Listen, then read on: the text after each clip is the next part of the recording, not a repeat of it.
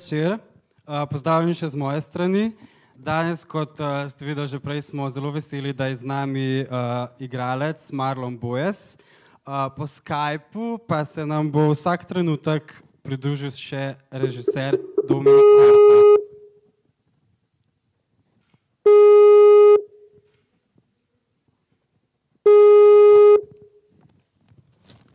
Marlon, will you just come here already? Yes or no? Hello? Hi. Hi. Can you hear us? Yeah, I can hear you. Okay, perfect. Hi. Preden začnemo, bi samo še vprašal, ker pogovor bo potekal v angleščini, če kdo potrebuje prevod. Ne, bo v redu? A je kdo? No, okay. So, Marlon, Dominik, thank you for being here with us in one way or another. Yeah. Glad to be here. Thank you. Congratulations on your film. All of us at Team Kinotrip, we enjoyed it very much.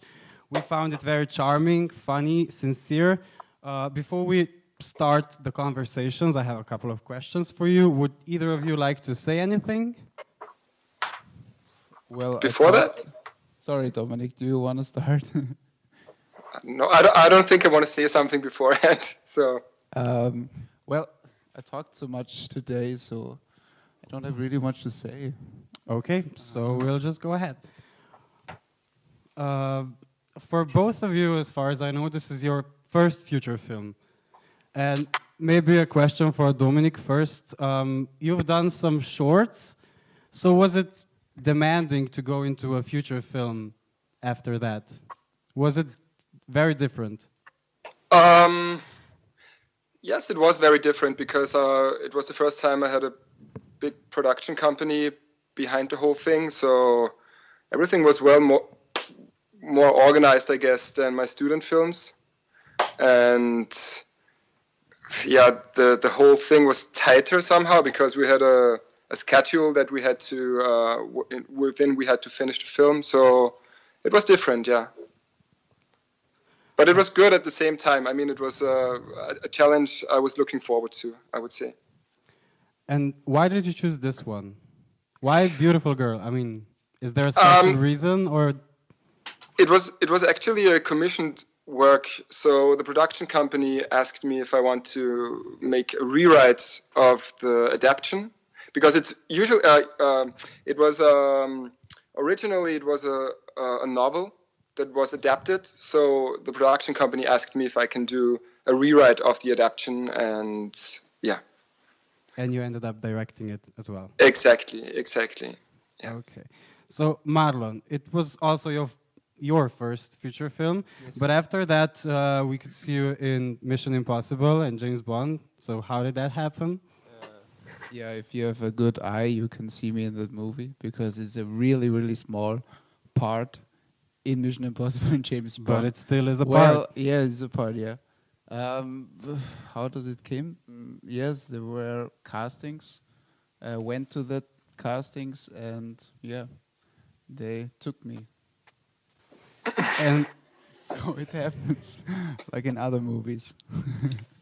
So do you see yourself in the future working on more of those big Hollywood productions? Well, I mean, I wouldn't say no.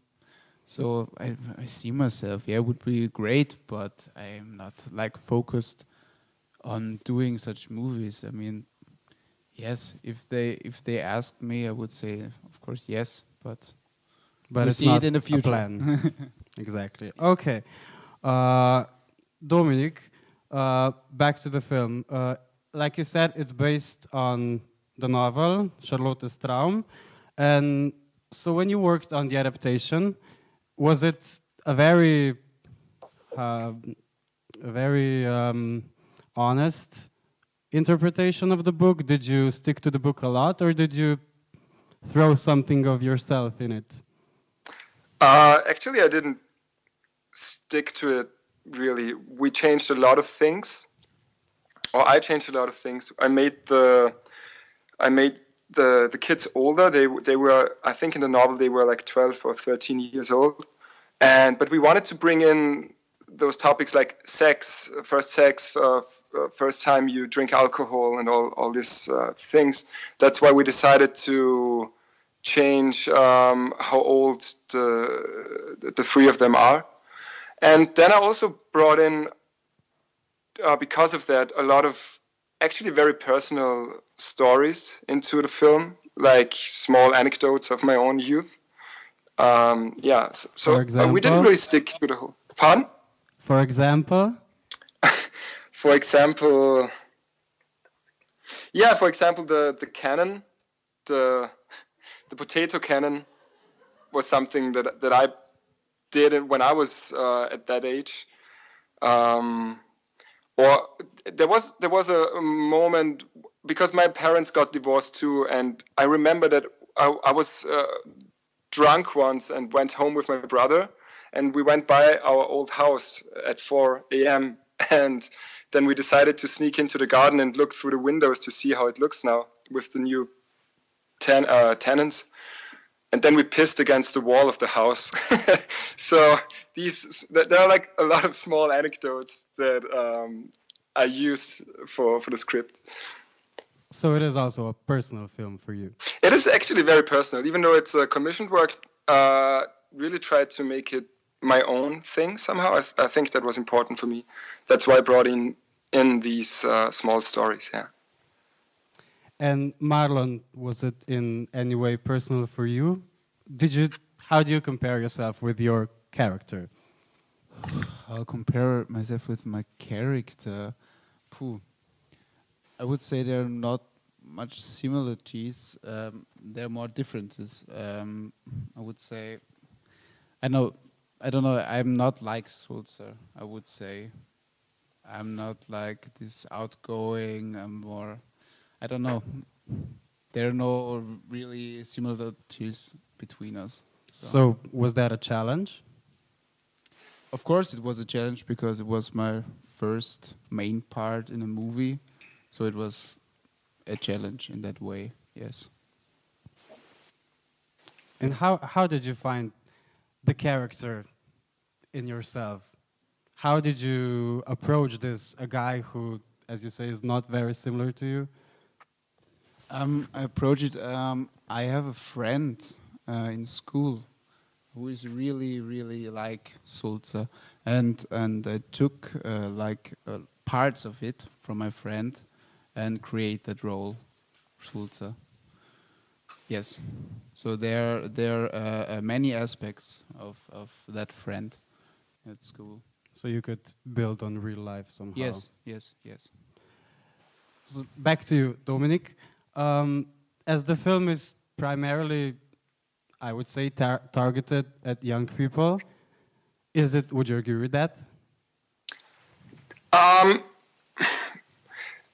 It was targeted for a younger audience, but it turned out that the older the people were, the more they liked it somehow. So it turned out that people in their late 20s or early 30s like it the most. So people in my age, actually.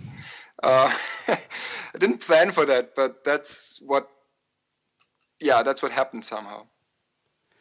But if you do a film about youth, do you also do it differently than you would approach a film that isn't talking about young people? Is it in any way special? Yeah, totally. I really tried to reach young people with it, and I think that I didn't do that wrong.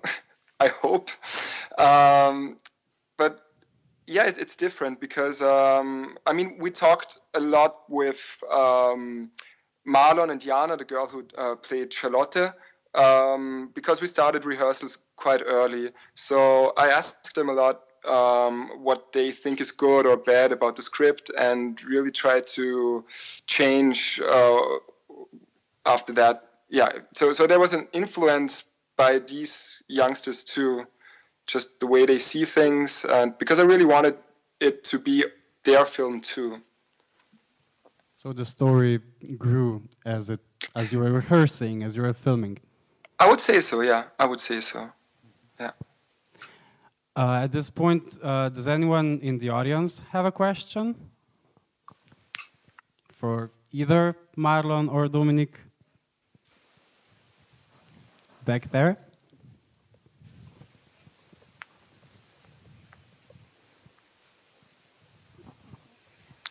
Why you changed the title into Beautiful Girl? So why you chose that title and changed it from Charlotte's Traum? Yeah, that I don't remember exactly, but we had a long discussion about the title, and we had different variations of it. So, to be super honest with you, I'm not very satisfied with that title because it implements a lot of things that I think can be seen in a wrong way. But I think when we fixed the copyright deal with the In Excess song "Beautiful Girl," we thought, okay, this could be a good shot because this is the main song of the film, and this is actually why we chose that title. And I think we wanted to have a different title from the novel because the script was really different from the original novel. So this is why we wanted to have a different title in first place. And did you always have the song Beautiful Girl in mind for the movie? I had a pool of songs for the mother because it's a song from the generation of the mother of Charlotte. So I had a couple of songs from the early 90s or late 80s that I thought would fit in.